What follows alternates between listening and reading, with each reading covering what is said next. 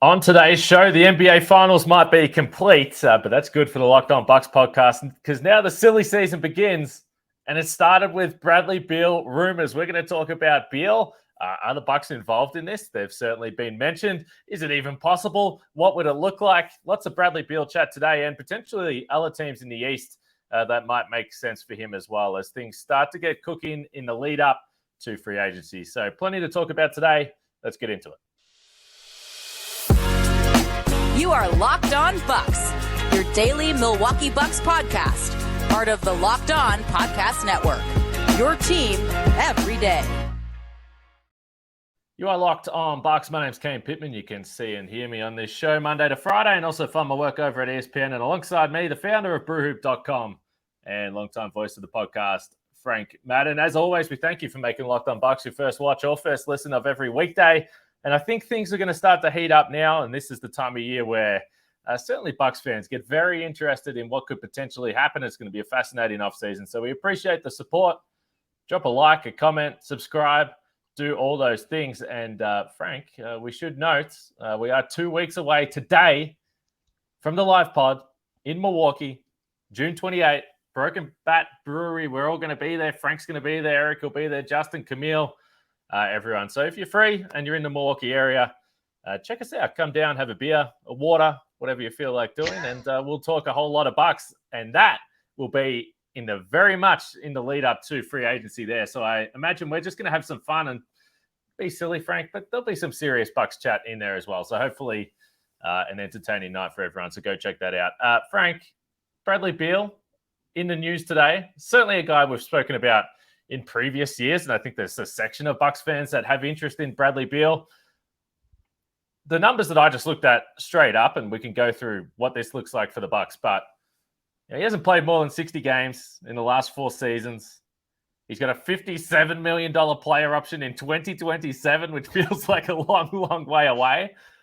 So that's just what I look at first, but how have you taken in today's news, which perhaps the idea that he might finally leave the Wizards, that's not a huge shock. Yeah, I mean, he's almost 30 years old, right? Multiple-time All-Star. Last couple years, I think he has not made the All-Star team in no small part because the Wizards have been irrelevant. And you mentioned some of the injuries. I'm not sure what time of year those were, if those were, end-of-year shutdown type scenarios. But obviously, he's a really good player, right? I mean, he's an All-Star caliber player, a guy that offensively can create his own shot. Interestingly, he's not as good at a three-point shooter. I feel like I've had conversations about this, like with people like the all not as good as you think from 3-point range team. Guys that you think of as being these really good shooters, but you look at the numbers and it's just like, man, that guy doesn't actually like hit threes at the rate that kind of I would expect. He's been a bit of a guy that falls into that category. Coming out of Florida, I mean, I remember people were comping him to a young Ray Allen type player. And I think you look back on his career now, he's about to turn 30. The night of our live pod, Kane, actually, June 28th, he turns 30 years old. And you look at, just for the 3-point percentage numbers, last year was at 36.5, but the previous few years, 30% even in 21-22. Isn't that shocking? In 40 games, 5.3 attempts, he shot 30%, literally was in Giannis territory in terms of 3-point accuracy. Obviously, yes, he's a better 2-point shooter than Giannis, but 34.9, 35.3, 35.1. But early in his career, he was a guy that just got over the 40% mark 3 times. So obviously, I would say, again, kind of maybe a little bit like Michael Redd in the sense of a guy that came into the league, and I think people thought of him as this like great shooter when he was more of a complementary player.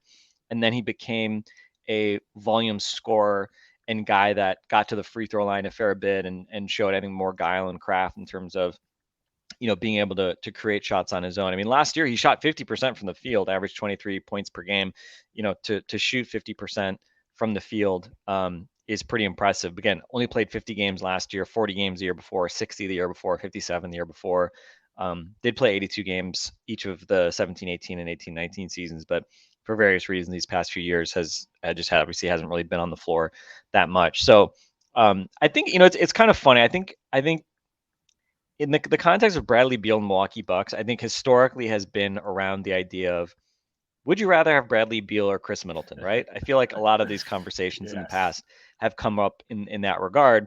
I think maybe going into, it might have been even like the 17-18 season, Kane, or something like that. Like, I feel like we had conversations, this would have been predated you. This would have been when our friend Eric Name was on the podcast, about like, hey, Khris Middleton's about to enter the final year of his contract. Like, what should you consider, potentially trading Khris Middleton? At the time, I think Bradley Beal would have been on that list, not because he was necessarily like a better all-around player, especially when you factored in defense. At the time, Khris was a good defender. I think obviously Chris's defense has fallen off a fair bit, perhaps some of that due to the knee injury that, again, glass half full. Hopefully the cleanup he had right after the season may help in that regard, but I don't want to kind of count those chickens before they've hatched. Beal, not what you would say like ever been considered a particularly good defender. He's 6'4", pretty sturdy guy, but not certainly a lockdown defender. Has become a much better playmaker, so I think he deserves credit as he's become a bigger scorer. He's also become a better playmaker. But the big thing with him, and you hit on it right at the top, what makes it not even really like, is he a better player than Khris Middleton at this point? Well, yeah, I think as a player, I think you would say like Bradley Beal is certainly someone you'd say is probably a better asset going forward as a player than Khris Middleton. He's about 2 years younger, and again, has been a volume scorer now for years. Again, like just from an age perspective, he's about to be 30. Khris is about to be 32. Jrue Holiday just turned 33. So, thinking about Giannis and where those guys are, but it's just so hard to get around this contract. And he signed this contract, 5 years, over $250 million. It has a no trade clause, which, I mean, to me, that's maybe the most interesting aspect of this whole situation, in the terms that just he can dictate where he goes. And as a result of that, obviously some of the price that it's going to be paid for him, which puts Washington in a real hard spot. But, as good as he is, again, he's a really, really good player. He's an all-star caliber player. A guy that, like if you ask me, even me as a Khris Middleton fan, do I think Bucks would be better with Bradley Beal instead of Khris Middleton moving forward, contracts aside? I would say, yeah, I think that's probably a safe bet. Khris has obviously had injury problems. Beal's had injury problems. Beal's a bit younger, probably a bit more proven as a volume scorer and similar playmaking. But that contract, and we talked about it the last time I was on, about just how this second apron is going to effectively become the new hard cap.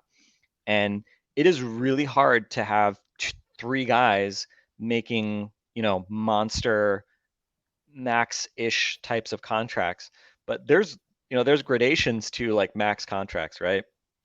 Khris Middleton signed for close to a max on his last contract, which now is with this player option, which obviously we don't think he's actually going to pick up. We think he's going to sign for less, but that got up to about 40 million, right? Jrue Holiday, mid to high 30s is where he's going to be the next couple of years. Giannis, obviously a step above even those guys. But for Bradley Beal, I think he's at 47 million this coming season, if I recall correctly. He's going to be up over 50 in the second half of this contract. I mean, again, you just do the math on the rosters, not just for the Bucks, but the Heat are probably the team that's been mentioned more prominently as being a potential destination for Bradley Beal. And I know we were messaging about it. Like, you just do the math and put, Bradley Beal with Jimmy Butler making 46 million, with Bam Adebayo making over 30, with Kyle Lowry making 32, Duncan Robinson making 18. I mean, it just becomes such a difficult math problem to solve when you have a guy like him making that amount of money. And so, I think most kind of keen observers of the NBA said that was a bad contract when they signed it, with the no trade clause and the duration and just sheer size of that contract. And I think we're going to see that now in terms of this trade outcome, wherever he does potentially land.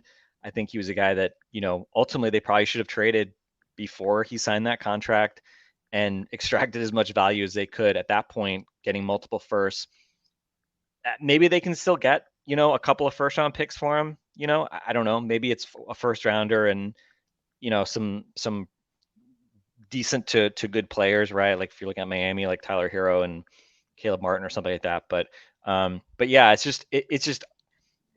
hard to even talk about a Bucks deal, because it's hard to figure out a world where at the end of the day you have Bradley Beal and one of Jrue Holiday and Khris Middleton and Giannis and have this just kind of like the math work, not just this coming season when being over the second apron is just really a financial thing, but thinking longer term when it really does become a hard cap, it's just really hard to make the math work. And, again, we can talk about what you might have to give up and things like that. Obviously, it would have to be Jrue or some weird thing with Khris sign and trade, which is super difficult to kind of logically make work when a guy's a free agent. But I just think it's really hard to kind of fashion a roster with more than 3 guys when you've got 2 of them making like upwards of $50 million.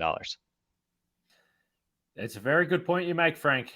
But we're going to talk about it. We're going to talk about Bradley Beal a little bit more next coming up and some of the names.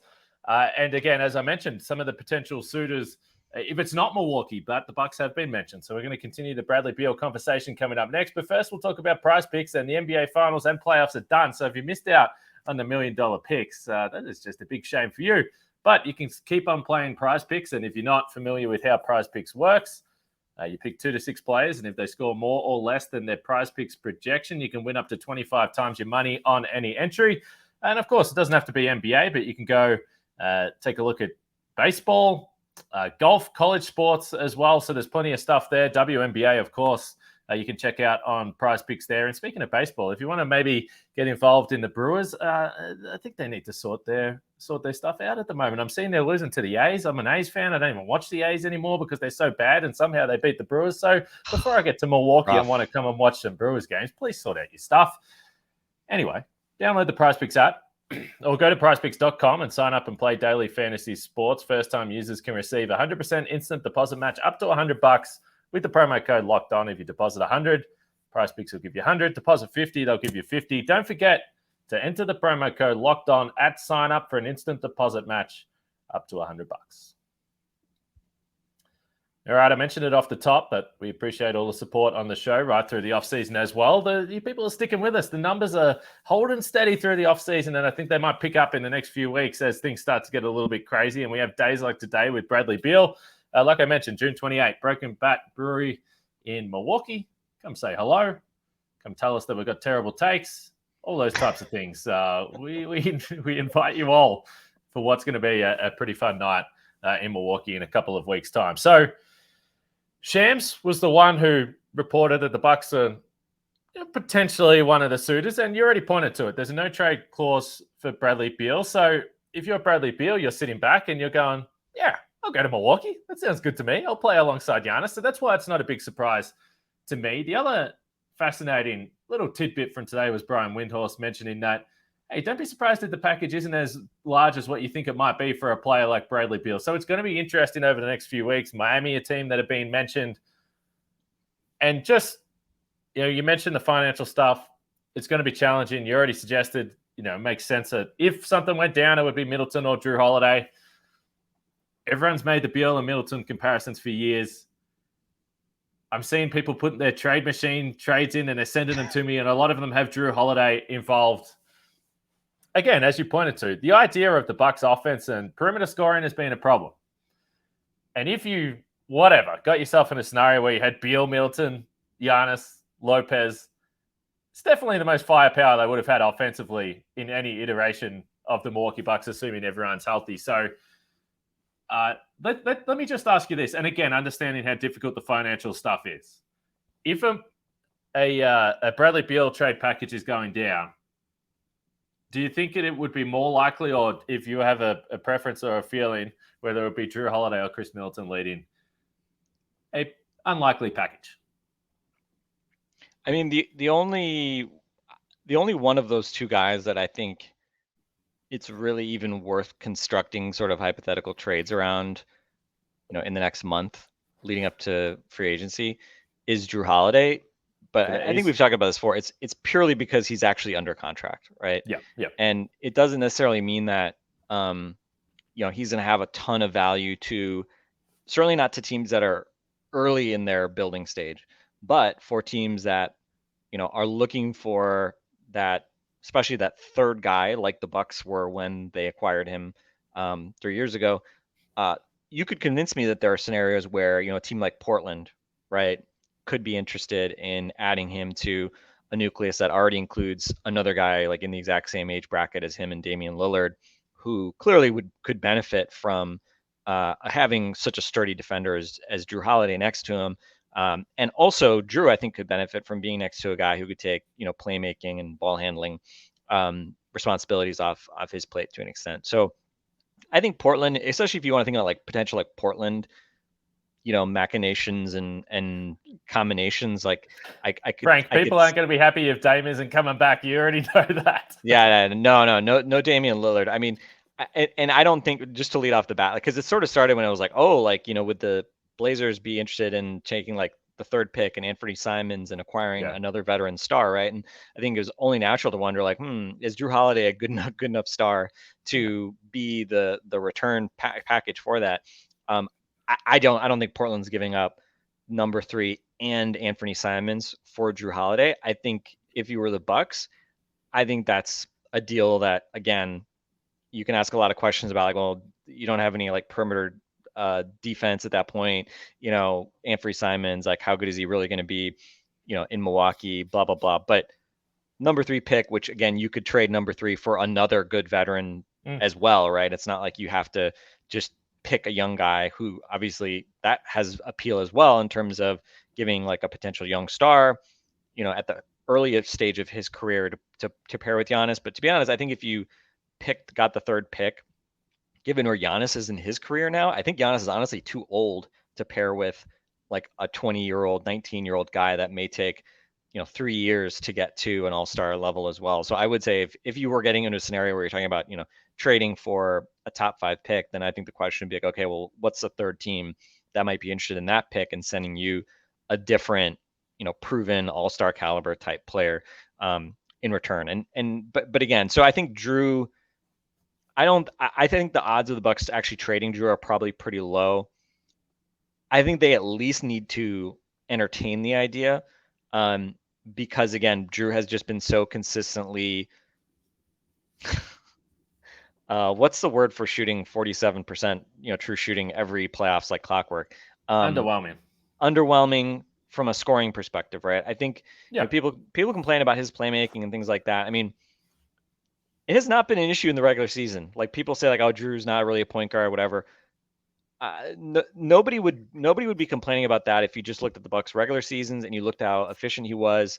I think his playmaking, during the playoffs, especially during the title run, he had some, had really good playmaking numbers. Again, even in that Miami series, he had some big assist games, I think, early in the series, if I remember correctly.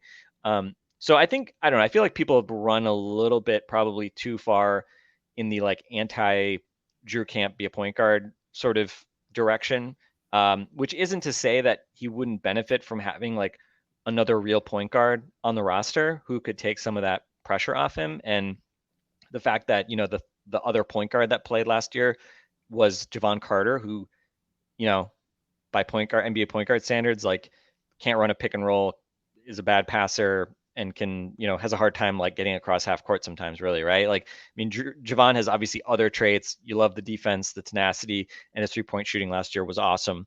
But, again, those are the kind of trade-offs you have to make when you're paying a guy like a couple $1 million, right? Like, you're not going to get, peak George Hill or somebody like that as, kind of your backup point guard, right? You could get, current George Hill as your backup point guard, but obviously the Bucks tried that. So bring him back. Yeah. So that's why I would at least like, I think it's worth asking the question, right? It's at least like going to those teams that maybe have the assets you like and saying, what would it take to get those, Anthony Simons in the third pick, or I don't know, like Jeremy Grant. I think there's some history of the Bucks having interest in Jeremy Grant. It's a bit of a weird fit for the Bucks, especially if you were to bring Middleton and obviously have Giannis, to then throw Jeremy Grant into that mix, because Jeremy Grant's basically like a 3-4, probably more of a 4 in today's day and age. So, and again, at this point, like, unless Adrian Griffin can, Jedi mind trick Giannis into playing a lot more center, Jeremy Grant's probably harder to kind of make a logical fit. But again, he's obviously a really good player as well. But on that topic, why am I not talking about Khris Middleton? To me, again, we've talked about it. We think he'll likely opt out. We think he's going to likely sign a new deal at a lower starting salary amount with the Bucks to lock in, kind of that one final big payday. whether that's, starting in the high 20s, the low 30s, 35. Again, I don't know, right? I think there's potential that maybe you could get him on a 4-year contract, play the kind of years versus dollars thing, get him for longer and not have to pay him as much per year. In which case, if you can imagine Khris Middleton getting like, $30 million a year compared to Bradley Beal, that's part of the reason why we're not talking about a trade, because, even with Khris, I'd say at this point, being, a lesser player prospectively moving forward than Bradley Beal, just that extra gap in terms of the dollars between them is just so significant when you're already so near, again, the first apron, second apron as the Bucks are projected to be. But the real thing is like to me, if you're going into free agency and your quote unquote plan is, well, we're going to find a sign and trade for Khris Middleton and we're going to get something good back for him. Like, that's not a plan. Like, sign and trades. First off, there's a number of teams with caps. There's a bunch of teams with cap space. Again, most of them probably are not teams that would be interested in Khris Middleton. Maybe most of them, or all of them, maybe Khris Middleton wouldn't be interested really in signing with them, right? Khris, you'd think, would want to play for a team that has a chance to win a championship. But if he's just looking to cash in, then there are teams that can at least credibly offer him, $30+ million per year. 3 teams at this point, right? The Rockets, Pacers, Spurs are the teams that currently project to have over 30 million in cap space. So he could sign and just leave for nothing, right? So if you're going into the summer saying, "Hey, Khris, yeah, we don't really want to sign you, but keep us on speed dial. We'd love to sign and trade you and get something for you and use you on your way out. So let's figure something out," right? Again, if he wants to go to a team without cap space, then that does open up possibilities. But like, you're just at the mercy of like the luck of outside forces. And to me, if you're a team with a defined window for a championship like the Bucks are, the point is to, take away all of these risk factors and not go into an offseason where basically your ability to compete for a championship next year is not dependent on the fact that, like, well, we hope that Khris Middleton wants to go someplace that we can sign and trade him to and, get stuff back in return and be able to have, a contending team on the back end of that. So I think sign and trades to me are, great if you were not planning to probably sign a guy anyway, and, you can get something on the way out and it's a nice little bonus. But for it to be like the plan, to me, that's just, ignores the reality of how the NBA's free agency works and, kind of, again, like how these situations tend to go, right? Like the Sixers, right? Look at some recent kind of big sign and trades, right? Sixers, one of the rare teams that got something for an exiting superstar, all-star type talent, Jimmy Butler. They got what? Josh Richardson, basically, right? They got Josh Richardson. The Warriors got D'Angelo Russell as their going away present when KD left for Brooklyn, right? Is anybody like looking at those? And again, Josh Richardson obviously fell off a lot, but even if you took where people thought Josh Richardson was then, you took where people thought D'Angelo Russell was at the time of that trade, are the Bucks championship contenders, with a guy of that ilk? I would say no, right? To me, I think you need either Khris Middleton or you need someone very, very close to Khris Middleton to continue to be a championship contender and a guy that will fit. And again, so to me, if Khris Middleton signs a deal and, in 6 months they need a shakeup, okay, then let's talk about Khris Middleton at the trade deadline as a potential trade asset or next summer or whatever it might be. But like right now, as a prospective free agent, that, job one is to just get him under contract. I don't think of him as a guy that, practically you can have included in your plans for upgrading the roster. I think we are in the same camp there, and I'm curious to know what the listeners think, because I suspect there's going to be some people that are on YouTube that are going to be all in on whatever possibility there is of Bradley Beal. But let us know how you feel about whatever percentage chance that is that something could go down there. One thing we didn't really discuss was the Giannis factor in this, and I want to get to that next. So the Bucks have a new coach, Frank, and by the looks of things, he might be over in Greece, or certainly wherever Giannis is. It looks like Josh Oppenheimer is over there and Vin Baker as well, with a yearly voyage to Greece. And I bring this up because we discussed a lot the idea of the relationship between a new head coach and Giannis. It seems like Adrian Griffin and Giannis was on board with Griffin being the head coach. Let's just say that. So again, if the Bucks are going to make a big swing this year, it does feel like, again, Giannis is going to have significant influence in this, and perhaps more so than he's had in the past. So I'm curious about the Beal stuff, and does he like Bradley Beal, and what players does he like around the league? We remember back a few years ago to the Chris Paul conversation. So all of this ties in and is very relevant. Yeah, and I mean it was reported in late 2020. I think Brian Windhorst and Kevin Arnovitz from ESPN reported that Bradley Beal was on Giannis's list, which also included Jrue Holiday when they came out of the bubble, having lost to the Heat back then. And obviously, the rest is history. They make the Jrue Holiday trade and win a championship. So there is a historical record of Giannis having an affinity for Bradley Beal. Obviously, that was 3 years ago. Bradley Beal was 26 going on 27 then. He was not on a Supermax contract at that point. So he was a much different type of target to potentially go after at that point than he is now. So yeah, I mean, again, where this is coming from, if this is, Giannis taking out his list, and looking at his list of guys that he would like to play with or something like that. I mean, who knows, right? I mean, I think whenever these things happen where, like kind of the bidding opens for a player, it's always interesting to me because teams just get like thrown out sometimes, right? As like, oh, expect this team to like how did Miami end up on that list of like, oh, they're going to be strong suitors for Bradley Beal, right? Like is Pat Riley telling Shams like, put me on that list. I want to be at the front of the line for Shams, right? Like I don't know that it helps the Heat, right? From a negotiating standpoint.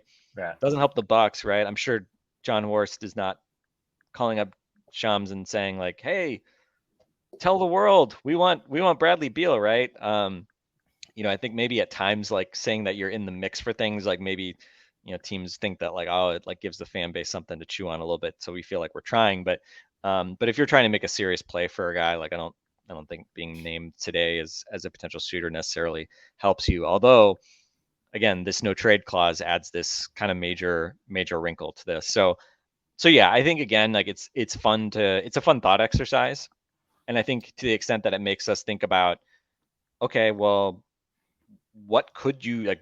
Is there a scenario where you would trade Jrue Holiday? Is there a scenario where you would trade Khris Middleton? Okay, well, again, I would say it can't really be now practically because of his free agency likely coming up. But at some point, what would a Khris Middleton trade need to look like? What are some of those potential teams out there? I've given this some thought. I mean, again, like the Portland one is I think interesting, just because Simons is young and has developed into an explosive scorer. Obviously, defensively is not in the same galaxy as a Jrue Holiday. But could you get potentially more in a trade like that? There would have to be more salary coming back. So again, like can you get like a Nasir Little or something like that? Is that potentially enough to make you think about it? I don't. By the way, Shaedon Sharpe, I just assume would not be thrown into a deal like this, given what they think of him as their lottery pick from last year. One other guy that I think we talked about. I don't know if we talked about it on the pod as much, but I know we talked about kind of offline. But a guy that I think has become, I've given some thought to lately, just because he has personal history with Adrian Griffin, is Fred VanVleet. And this idea of like, would you, let's just say this out. Like, I don't know, like, does Toronto have interest in Jrue Holiday at this point? Probably not. I don't think Jrue Holiday really makes sense for the Raptors unless they could go either direction at this point. Like, it doesn't seem like anybody knows if Masai Ujiri and company are going to choose to actually continue to try to win or go into more of a rebuild mode. Feels like they should finally probably maybe just go the rebuild route. But part of that depends on what happens with Fred VanVleet. And I think VanVleet is a really interesting piece. Again, is he as good as Jrue Holiday in a regular season generalized sense? I don't think so. I think last year he started off the season really struggling with his jump shot, came around a fair bit. But look at the age range. He's 29. He's had a lot of mileage under Nick Nurse, and Adrian Griffin played a ton of minutes these last few years. But is obviously a guy who's won a championship.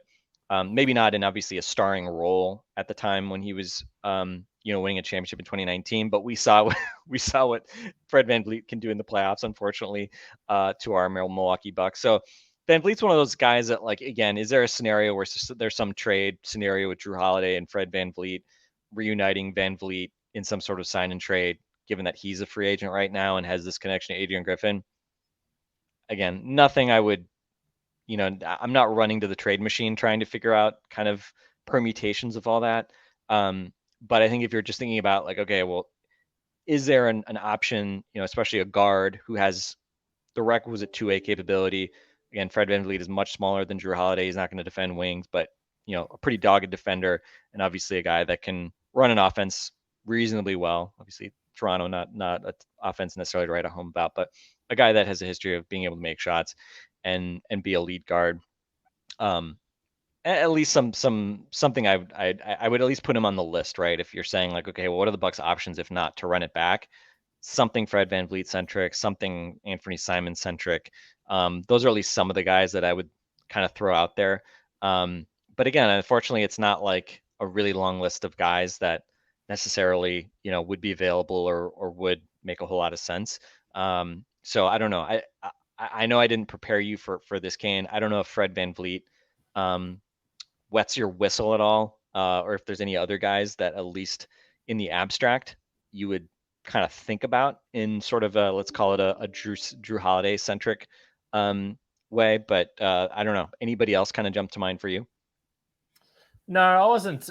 I thought at the trade deadline, if there was something the Bucks could have pulled off where they kept their guys and got Fred VanVleet, exactly. I was all on board for that.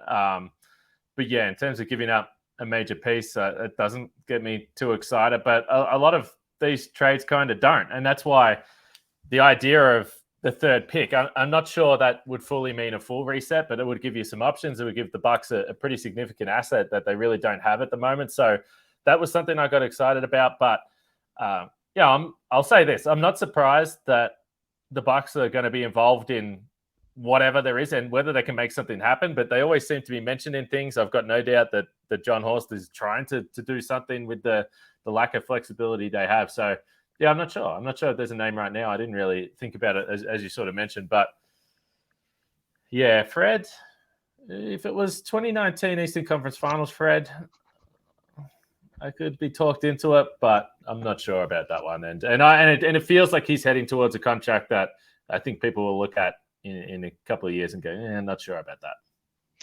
Yeah, I mean, I think the good news for whoever signs him is, I don't think he's going to get $35 or $40 million a year, but $30 million a year, that's a lot of Fred VanVleet, right? Right? And still only half of Bradley Beal though. So yeah, exactly.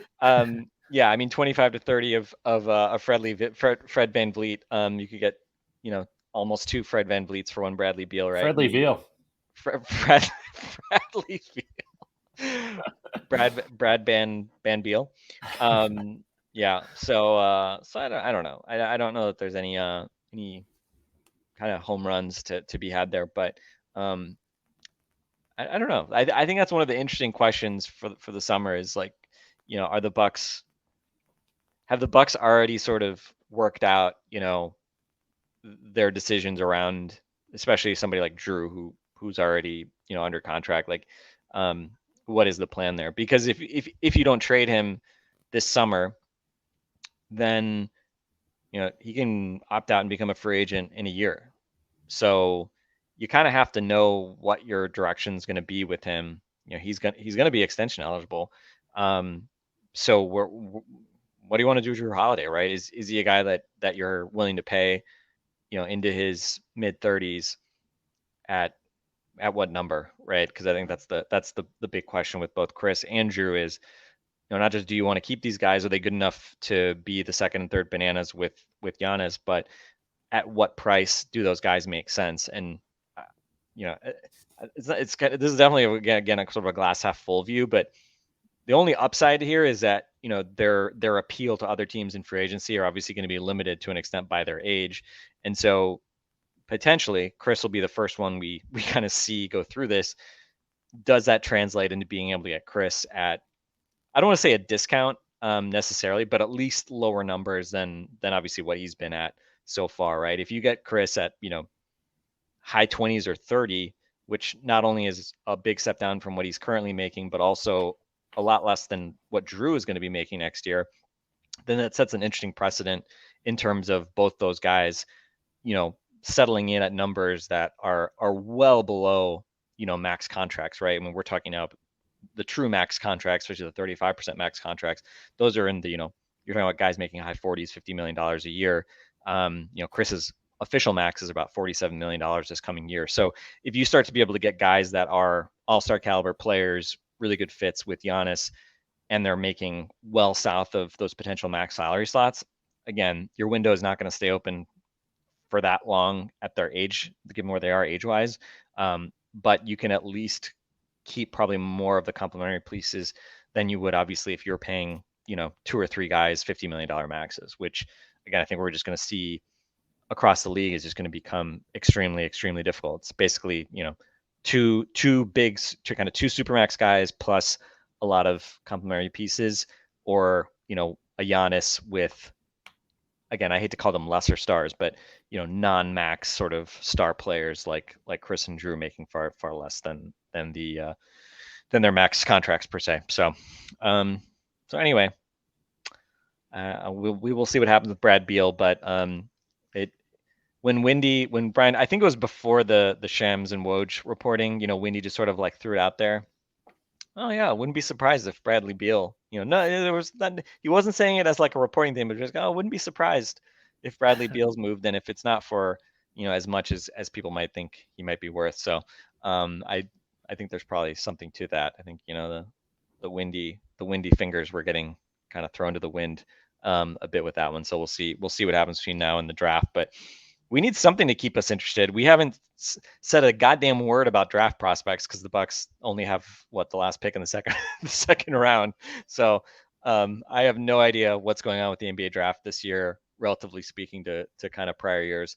But I guess we'll see what the Bucks decide to do. It feels like, I don't know. We may need to be talking about, still haven't heard if Hugo Basson is going to come over for summer league. He was hurt to kind of finish this year in France, but these are the types of prospect discussions we're going to have. A whole lot of Marjon Beauchamp, AJ Green, and yes, even Hugo Basson, right? That constitutes young player discussions these days in Milwaukee, which let's just say that's a lot of pressure on Marjon Beauchamp. And Marjon Beauchamp looking absolutely ripped as well, if you're keeping an eye on social media. So that's always a positive sign at this time of year. We'd love to see that and get a little bit excited about the prospects coming through. But there's plenty to discuss from today's show. Let us know about Bradley Beal, Jrue Holiday, Khris Middleton, who Giannis might want to play with. There's plenty to get stuck into. So jump on the YouTube channel and get in the comments there, or you can hit us up both on Twitter. But we'll leave it there. But the first little juicy free agency podcast we've had, and I think we'll have a few over the next few weeks. Frank, appreciate the time. We'll see when I can drag you back on again. Chat soon. And Kane, this live pod sneaking up on us. It's going to be the first time in about 5 years that we see each other. So I'm excited. The second meeting of Frank and Kane. We can't wait. We'll speak to you tomorrow.